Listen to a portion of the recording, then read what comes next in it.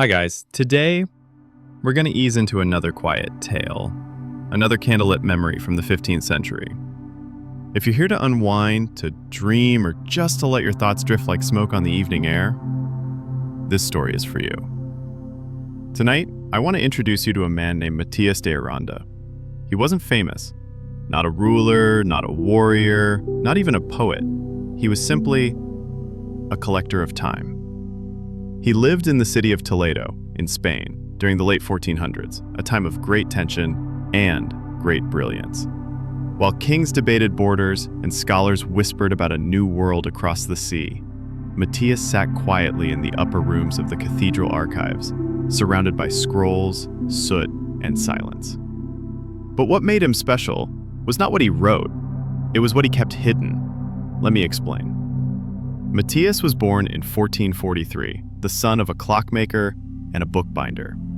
He learned how to repair time with gears and how to preserve thoughts with parchment. A strange combination, maybe, but it suited him. He didn't speak much as a child.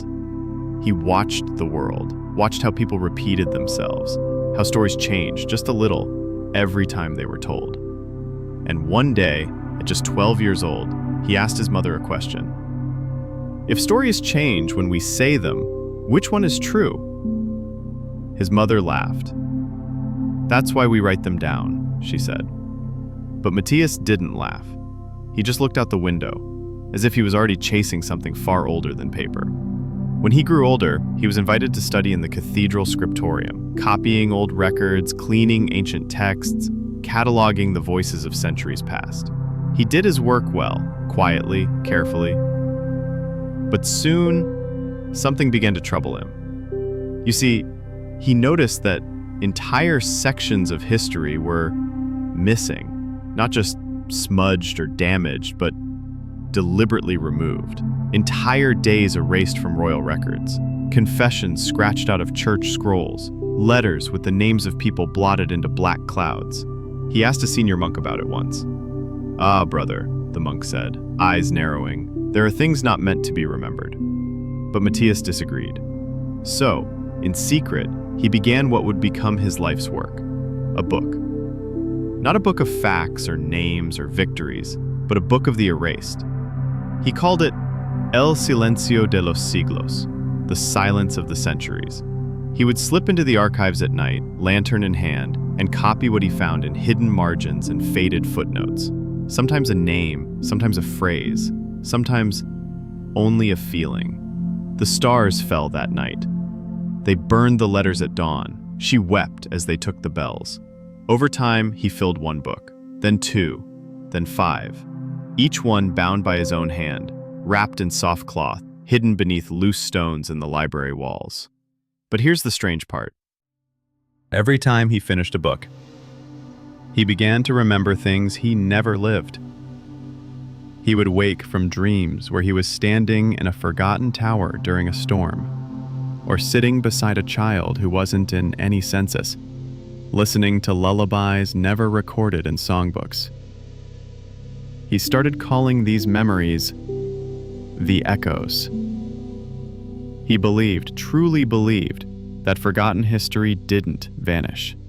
It waited in silence. And it came to those who were willing to remember it without judgment. In 1480, something happened. A fire broke out in the cathedral's west wing. Many scrolls were lost. It was blamed on lightning, but some whispered it was no accident, that someone had discovered Matías's secret archive. And yet, when the ashes cooled, one book was found, completely untouched by flame. It was open to a page with just 6 words. Truth survives in silence and sleep. Matías vanished that week. No body, no travel records. His modest home left exactly as it had been. Warm bread on the table, ink drying on the desk, a page halfway written. Some say he was taken by the Inquisition. Others say he fled north to a village that doesn't appear on any map. But a few, just a few, believe something else. that Matías followed the echoes, that he walked into a place outside of time where all the forgotten stories gather, where no name is erased, no memory is shamed, and no truth is too small to be kept. Now, here's the part that gives me chills. In 1894, a mason repairing a collapsed chapel wall in Toledo found a narrow space sealed behind the stones.